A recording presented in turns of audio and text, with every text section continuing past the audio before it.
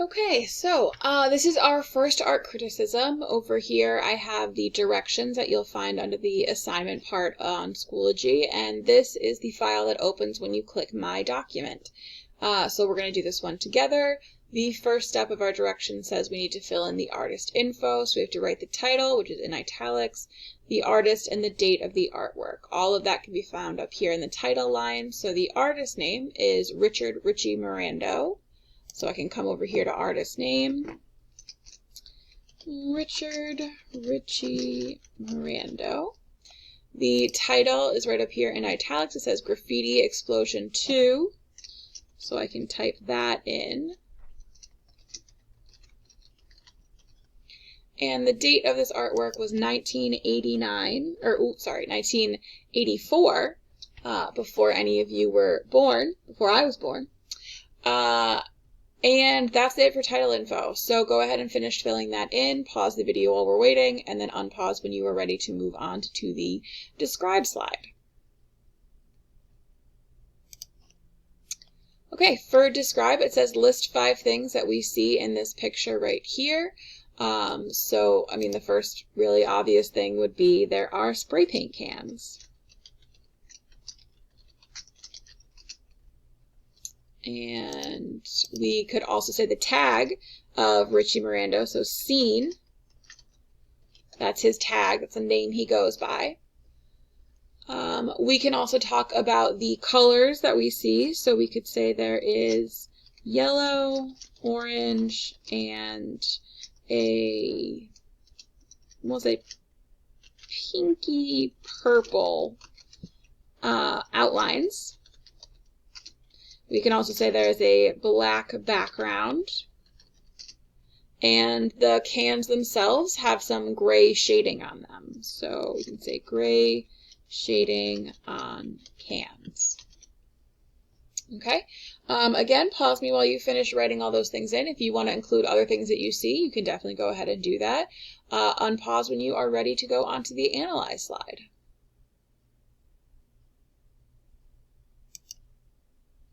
Okay, so Analyze, it asks you here, in complete sentences, explain what types of colors we see and what types of values we see and where in the artwork we see them.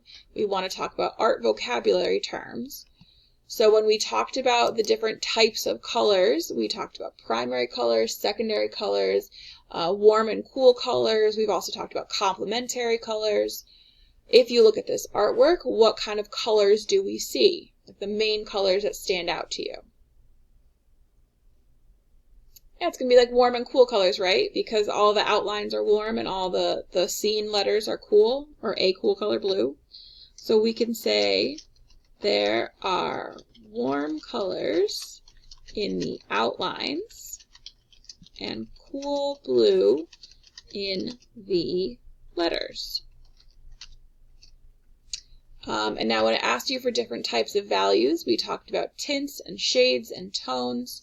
Where do we see different tints or shades or tones?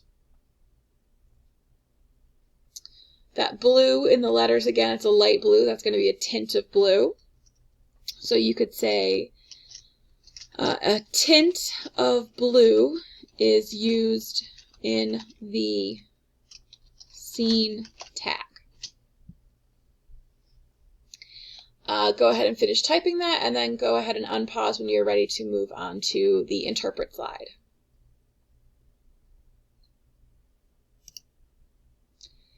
Interpret here asks what you think. So I'm not actually going to type out the answer. You guys have to tell me what's going on in your brain, what you think is the answer, based on this info. So RichieMirando was called the godfather of graffiti. So he's one of the ones who founded it, started it, really important to the beginning of graffiti.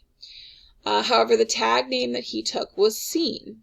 So obviously he couldn't go by his real name. He took the tag name Scene. I want you to tell me, why do you think he chose that to be his tag? What does it mean to be seen? And why would that be important for a graffiti artist? So go ahead and tell me in the interpret section, why do you think he chose Scene to be his tag? Pause me, unpause me when you're ready to move on to judgment.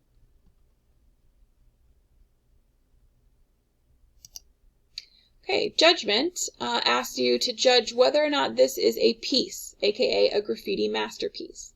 So this description right here tells you what a graffiti masterpiece has to be. So piece is short for masterpiece. It is used to describe a large, complex, time-consuming, and labor-intensive graffiti painting.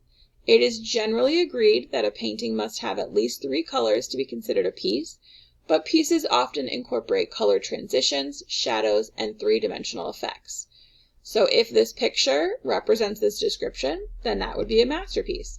If it does not, then you got to tell me why you think it doesn't represent a masterpiece. Go ahead and write that in your judgment slide. Again, this is your opinion, so I'm not going to write the answer for you. And then you can go ahead and turn this whole assignment in because you're done with the first art criticism.